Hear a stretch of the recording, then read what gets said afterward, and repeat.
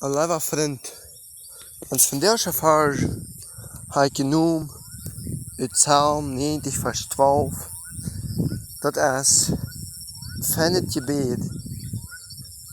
En wie dat van harten beten kan, dan is dat een van het gebed. En wie dem Herrn zijn, leer ons bedenken dat we sterven moeten, dat we klug worden. Dat is de Psalmist, de Psalm David heeft gezegd dem Herrn, leer ons bedenken dat we sterven moeten, omdat we klug worden. Waarom is het zo wichtig te weten dat we sterven moeten? Weil dat geeft een eng van ons leven. Dat u die aan deze last van de wereld, die wordt vergoed. Du wordt sterven, einmal, wenn du die damals schon entschlossen für Gott zu leben, du wirst für Gott leben. Da wirst du einmal hier bei ihr wegsterben, aber dann wirst du dort ewig leben kriegen.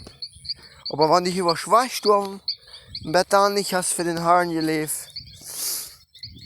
dann wirst du ab ewig verloren sein. Du willst sagt, lehr uns dort bedenken, dass wir sterben müssen, und dass wir dadurch klug werden, dass wir uns das klar wird, dass wir uns vorbereiten für an den Tag, wenn Jesus kommt.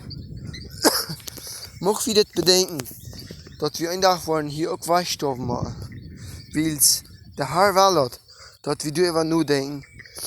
Und der David hat gebet, mach wir mit das Gebet anstimmen und mach wir zu den Herrn sein.